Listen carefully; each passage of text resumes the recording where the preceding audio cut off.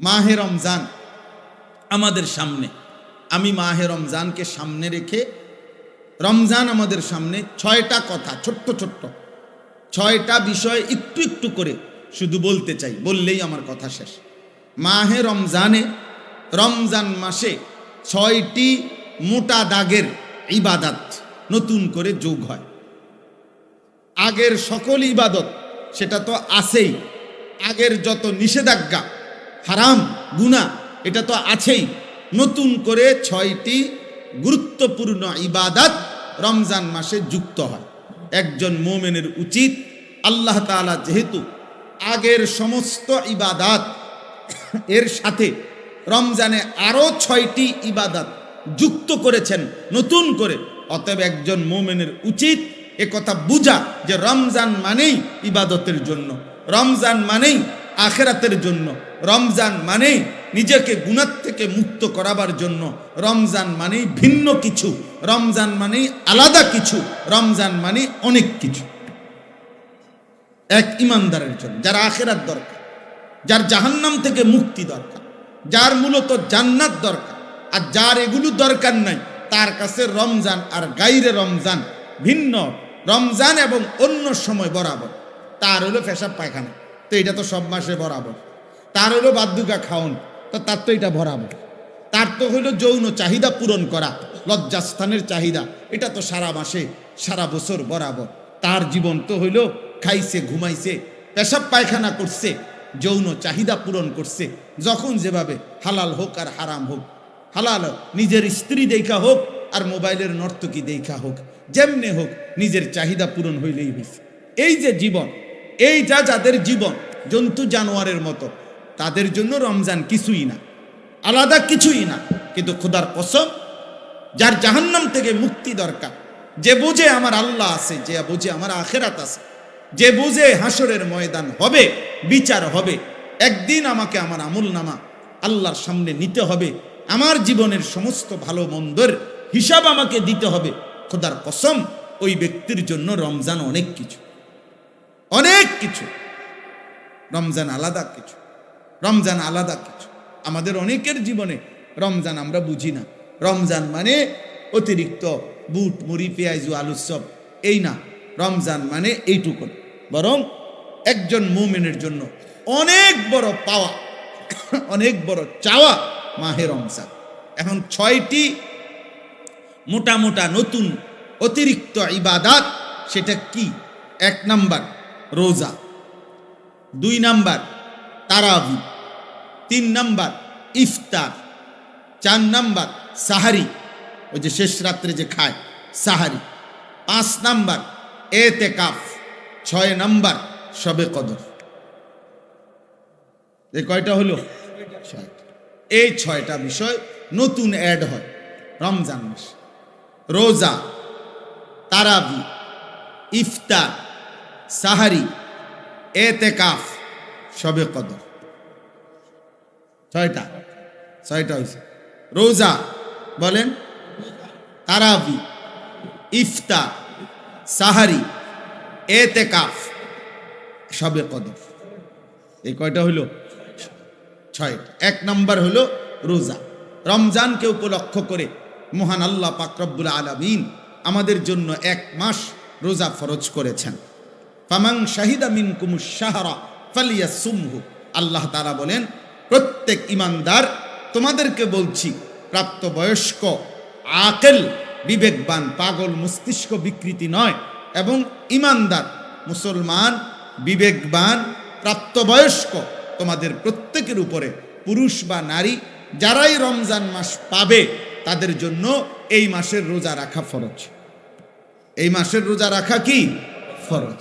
কেউ যদি প্রচণ্ড অসুস্থ হয়, কেউ যদি লম্বা পথের মুসাফির হয়, কেউ যদি অতিশয় বৃদ্ধ হয়, ইত্যাদি বিভিন্ন পরিস্থিতিতে আলাদা আলাদা হুকুম, মাসিক ঋতুস্রাব হয়, বাচ্চা জন্মগ্রহণ করে, এরপরে পেটে বাচ্চা আছে, গর্ভবতী নারী, অথবা বাচ্চাকে দুধ পান করায়, ইত্যাদি ইত্যাদি আলাদা আলাদা যেদি যা আছে, সেটা ওলামায়ে কেরাম থেকে জেনে নেওয়া দায়িত্ব, যে আমার এই সমস্ত প্রতিকূল ভিন্ন কোনো পরিস্থিতিতে রোজার হুকুম কি, তো সেটা উনি জেনে নেবেন। ওগুলার জন্য আলাদা আলাদা কোরআন এবং সুন্নাহর মধ্যে ওলামায়ে কেরামের নিকটে বিস্তারিত মাসআলা বর্ণনা আছে।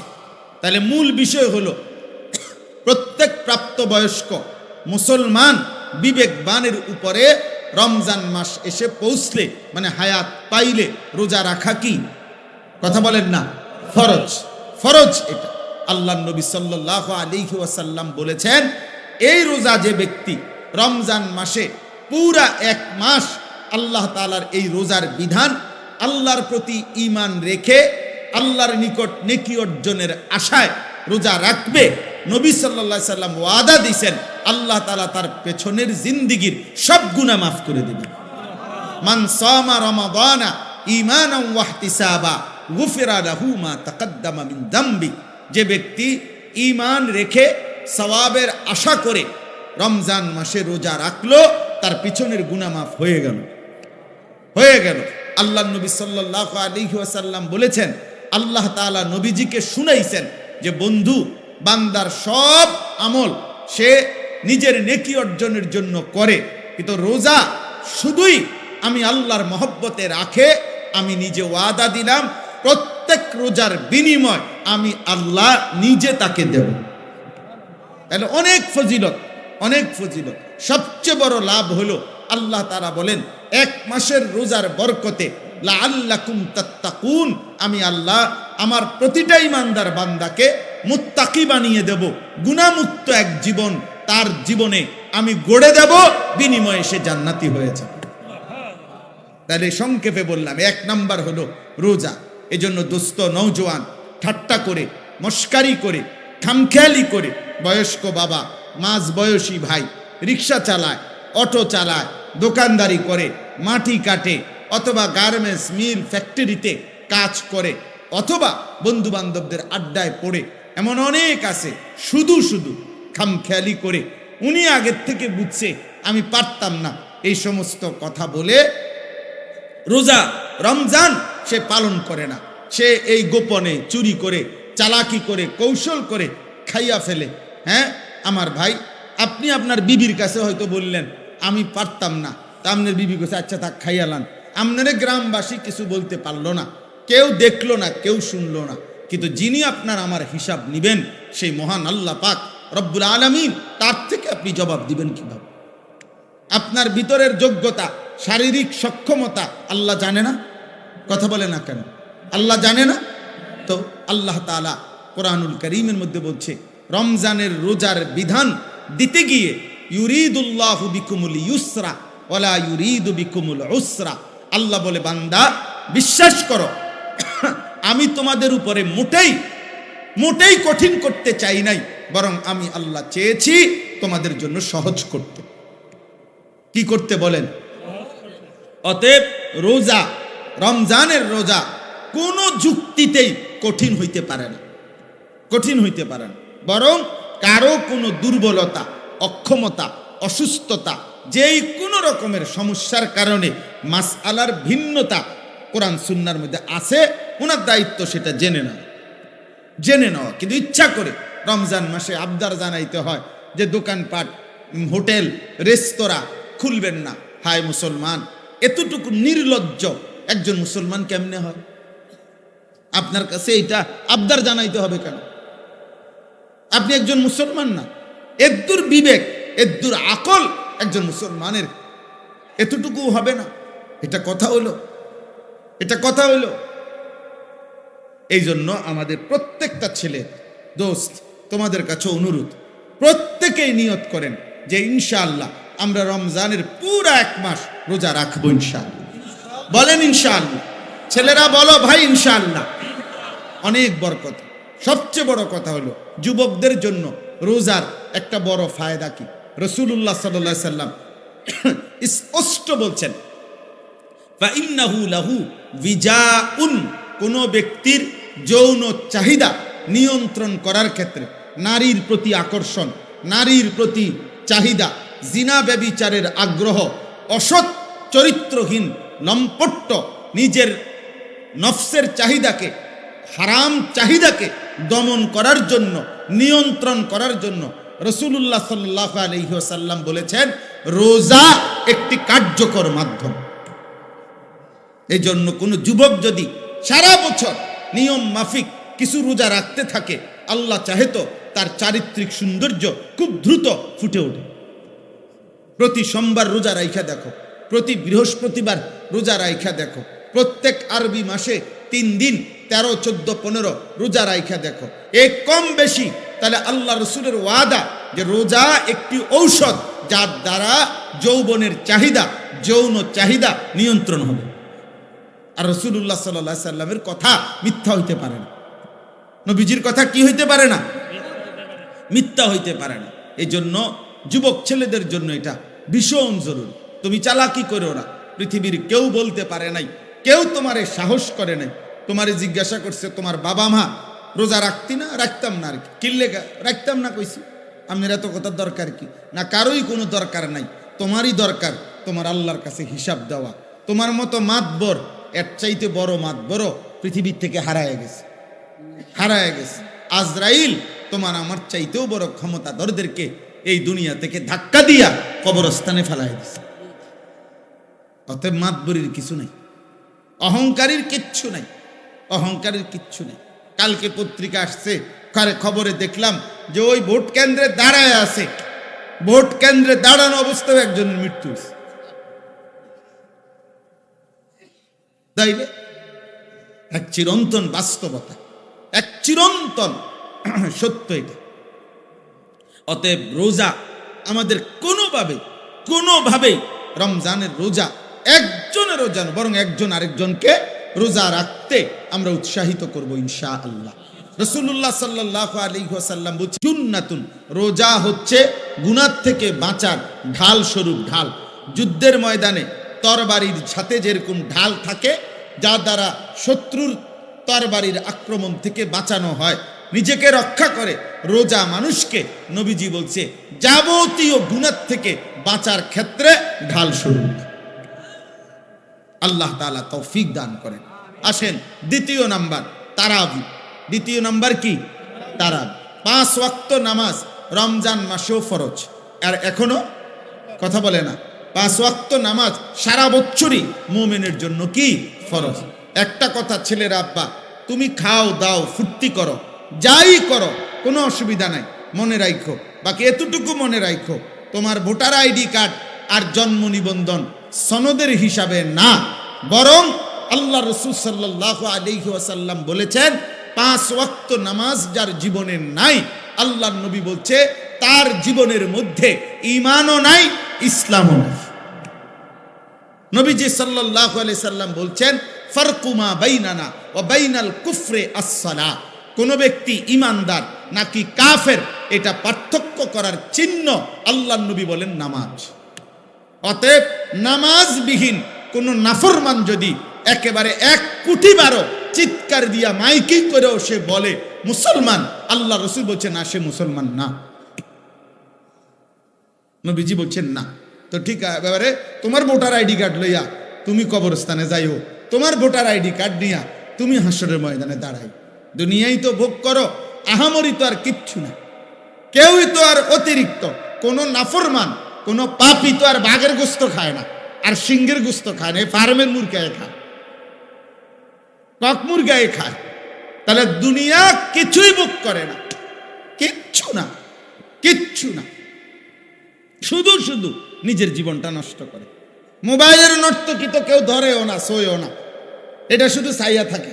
তাহলে এটা তো নিজেই বোঝে এটা বেহুদা, এর জন্য আল্লাহর নাফরমানি করে, 1 ওয়াক্ত নামাজ পড়ে না। আহা, আশ্চর্য এটা।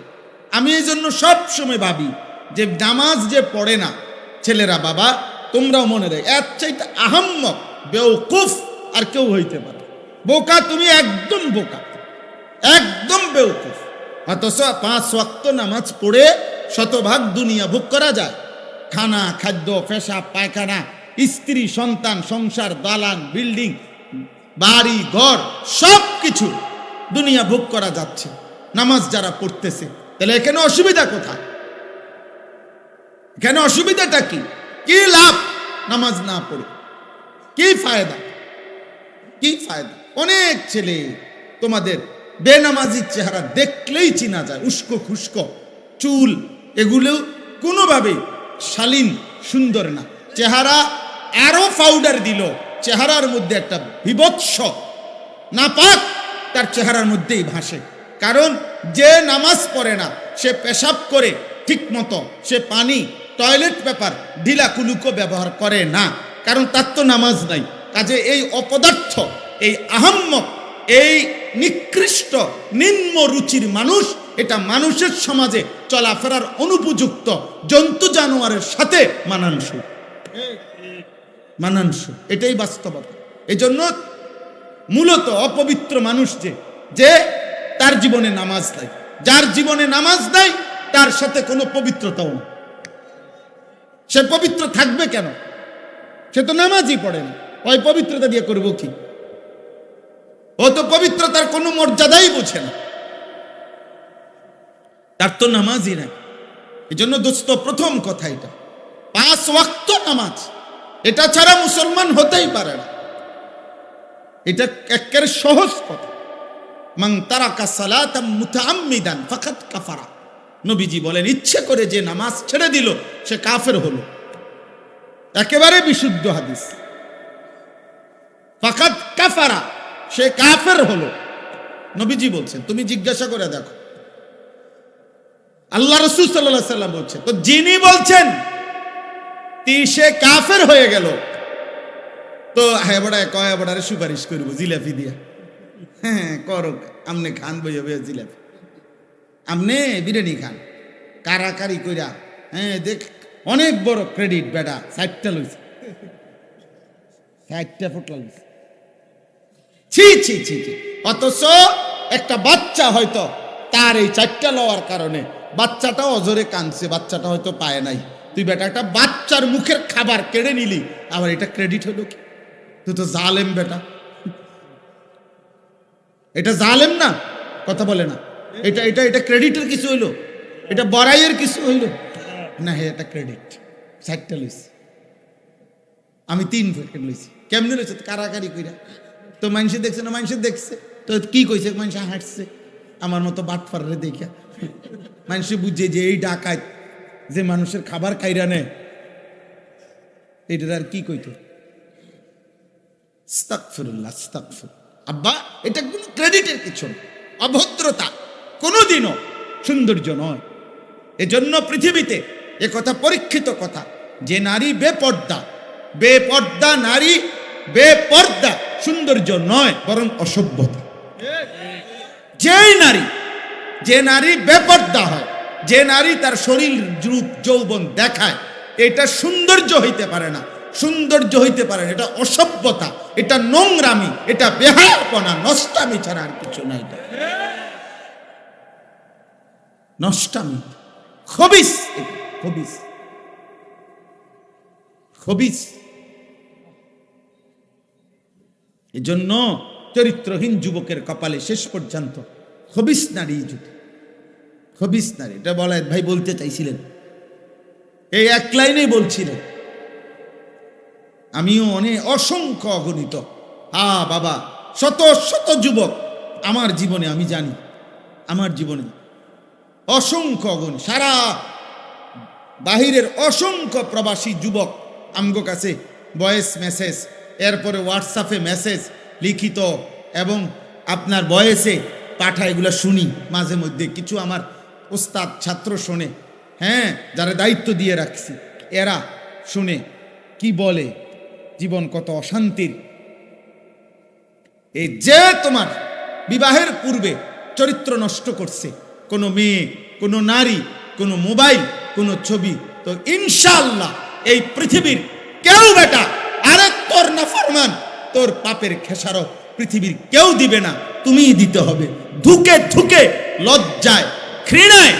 আর এক নারী, বিবাহিত নারীর যখন অসভ্যতা দেখবা, ওই তোমারে কুড়ে কুড়ে তোমার জীবন জাহান্নামের টুকরা বানায়, সেদিন বুঝবা জীবন কত কষ্ট, কত কষ্ট।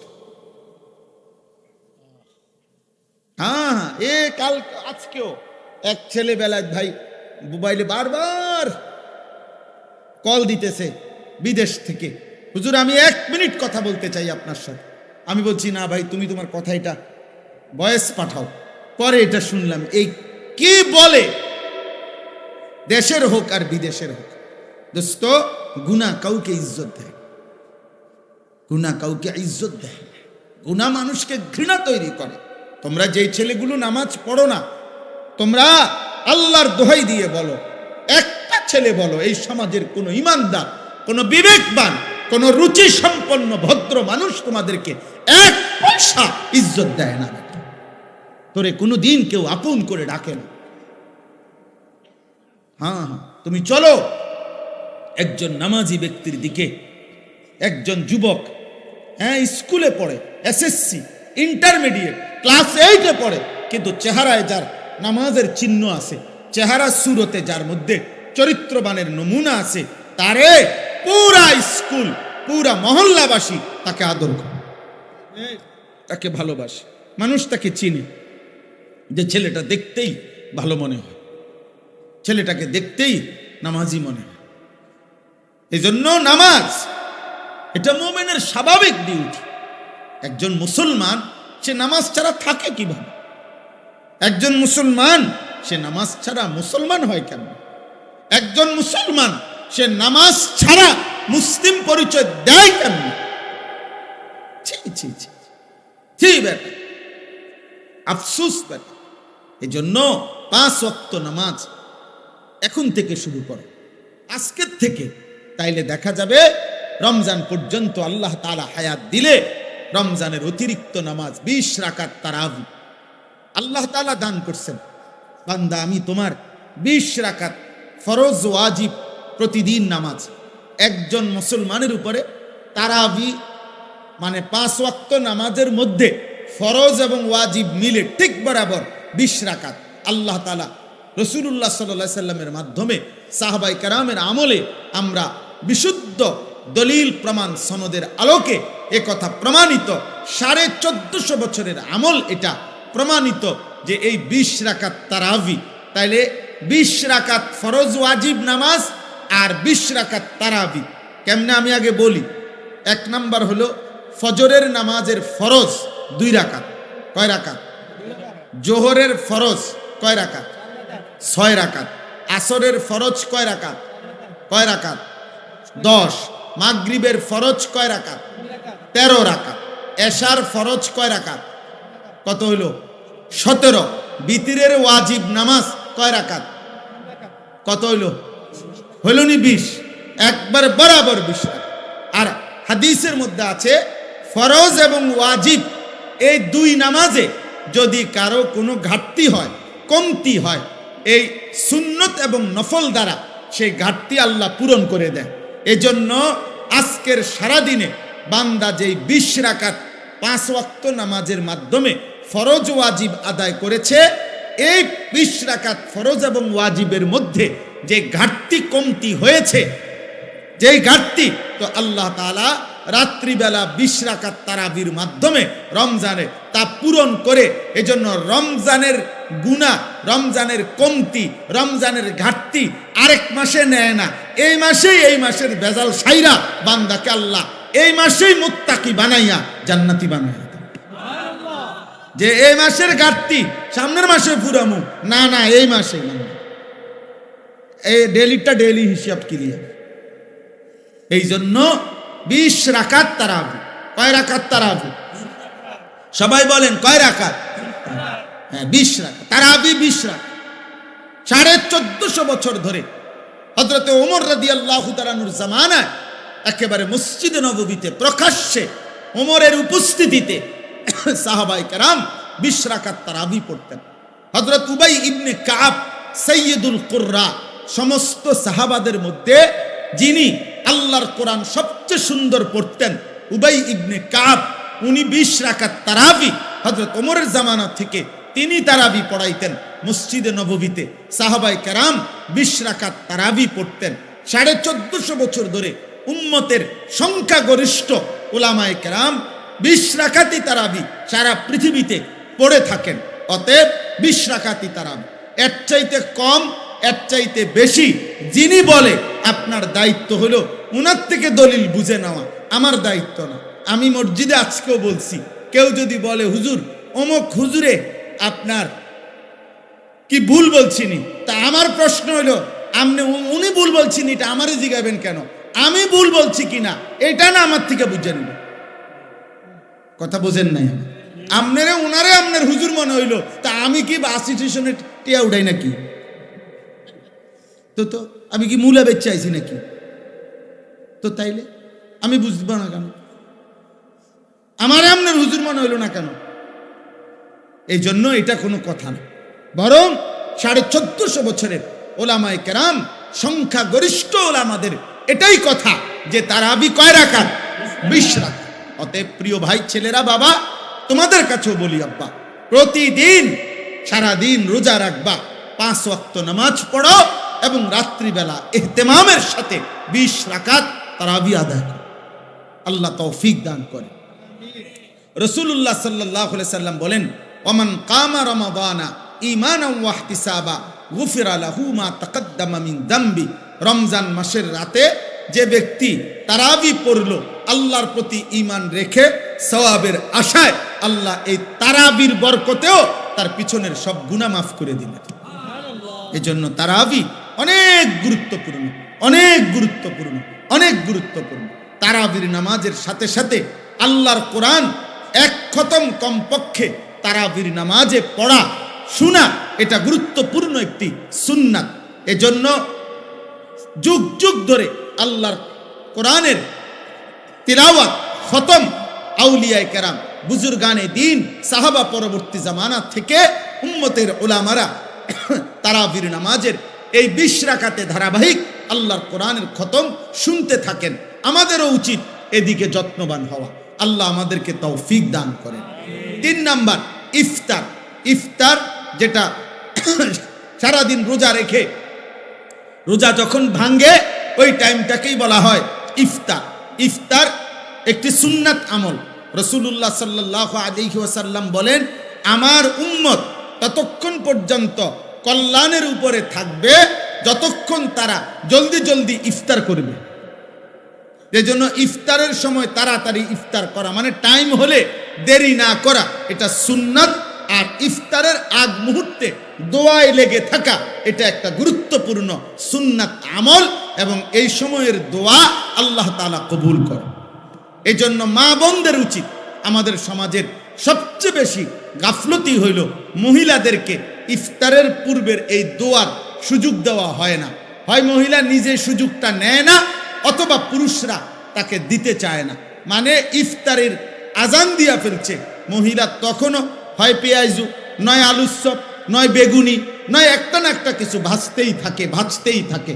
আহারে মা বোন, তো তোমার কি আখেরাত নাই? তোমার জীবন বুঝি এই পুরা রমজানটাও বুঝি এই আলুর চপে আর বেগুনিতেই চলে গেল? হ্যাঁ, এইভাবে শুধু পেঁয়াজুতে চলে গেল, এটা তো ঠিক না। বরং ঘরের নারী পুরুষ, স্ত্রী কন্যা, ছেলে মেয়ে প্রত্যেকের উচিত ইফতারের 10 মিনিট আগে, 20 মিনিট আগে সমস্ত ব্যস্ততা ছেড়ে দিয়ে তাদের প্রত্যেকের উচিত এই সময়টা মনোযোগ দিয়ে দোয়ায় লেগে থাকা। মহিলারও দোয়া দরকার, পুরুষেরও দোয়া দরকার।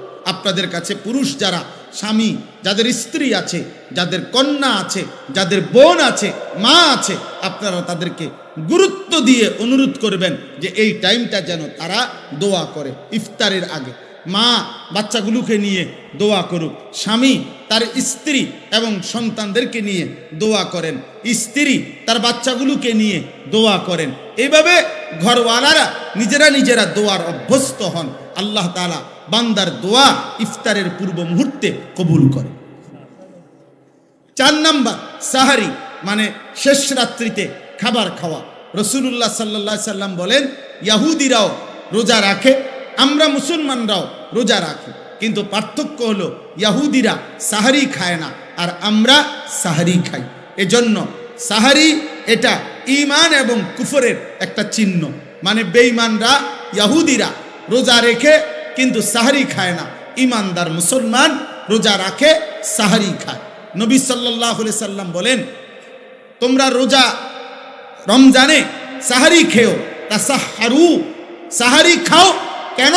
ফাইন্না ফিস সাহুরে বারাকা, শুনে নাও যে নিশ্চয়ই সাহারির মধ্যে তোমাদের জন্য বরকত রয়েছে। তাহলে সাহারি শুধু খাবার না, সাহারি একটা ইবাদত। সাহারি একটা কি বলেন না? ইবাদত। ইফতার শুধু খাবার না, ইফতার একটা কি? ইবাদত। তাহলে কয়টা হইল? 4টা। রোজা, তারাবি, ইফতার, সাহারি। আর 5 নাম্বার হলো এতেকাফ। রমজান মাসের শেষ দশকে, শেষ 10 দিন আল্লাহর ঘর মসজিদে এতেকাফ করা। আল্লাহর নবী সাল্লাল্লাহু আলাইহি ওয়াসাল্লাম মদিনার মধ্যে মোট 10 বছর ছিলেন, 10ম বছর ইন্তেকাল করছেন। এই জন্য পুরা বছর হিসাবে 9 বছর, আর 10 নাম্বার বছর ইন্তেকাল করেছেন। এই জন্য নবী সাল্লাল্লাহু আলাইহি সাল্লাম মদিনা